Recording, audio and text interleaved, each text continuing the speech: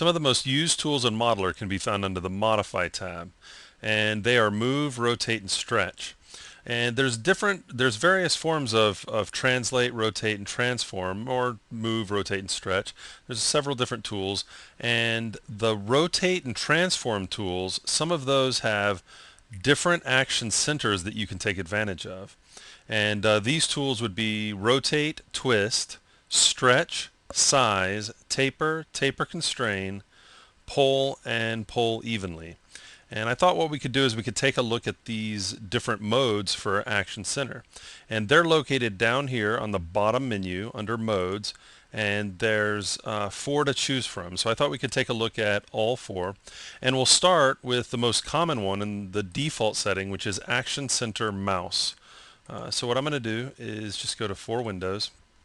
And the way Action Center Mouse works, I'm just going to grab the Rotate tool, and no matter where I put the cursor, that's going to be my Action Center. So if I want at the tip of the tail, I just place my cursor down here at the tip of the tail, left click and drag, and it's going to rotate around where I click.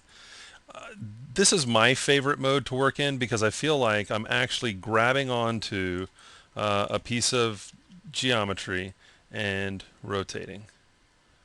Okay, and so no matter where I put the cursor, if I put it at the knee, it's going to rotate around that selection. Okay, and that, again, it's not just limited to rotate; it's limited to the tools that I mentioned earlier. Okay, and so that's Action Center. This is this one, Action Center Mouse. If we change it to Action Center Origin, no matter where I put the cursor, it's going to, I'm going to put it here and I'm going to click and drag, but it's going to rotate around the origin. And remember, the origin is right here. It's at 0, 0, 0, x0, y0, and z0. So this could be handy if, say I've got the little T-Rex here and I wanted to size the character down, but I wanted to maintain that the feet are touching on 0 and the y. I can just grab the size tool, and with the mode set to Action Center Origin, know that I can left click and drag anywhere, and his feet, no matter how small I make him or how big I make him, his feet are going to be in the same place because I've got them at the origin. Okay, and so that's using the Action Center Origin. If I use the Action Center Pivot, if I go over to View, my pivot point would be at the origin. If I go to Y for rotate, it's going to look like it's just around the origin, well, because that's where the pivot is. But if I go over to the pivot tool and place my pivot, say, at the top of the head, and then go to Y for rotate, no matter where I put my cursor, it's going to rotate around that pivot point. So say you had a robot and you had all the joints set up in different layers, and you wanted to test out the rotation of, say, the shoulder joint, well, you could base it off of the pivot point. But know that when you have the mode set to Action Center Pivot, it's going to use the first layer's pivot point. You can't decide which layer. It's going to be the first layer's pivot point that's selected.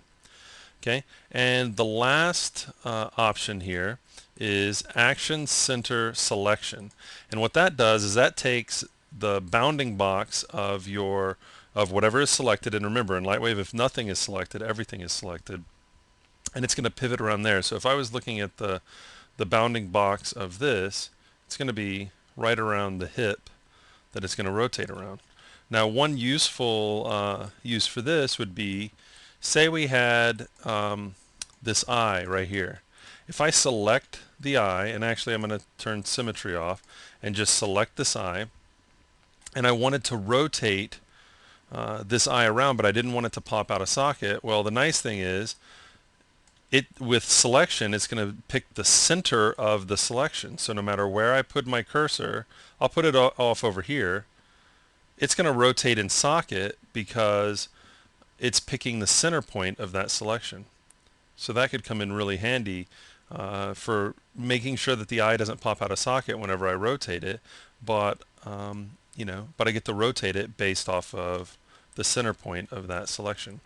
So that's just a quick look. I always make sure whenever I'm done using one of the different modes that I drop it back to the default, which is Action Center Mouse, which is what I use the majority of the time. But I have found that each one of the modes comes in really handy at some point, so it's good to know what each one of those does. So again, the modes are found at the bottom of the interface on the bottom menu, and you can choose between mouse, origin, pivot, and selection.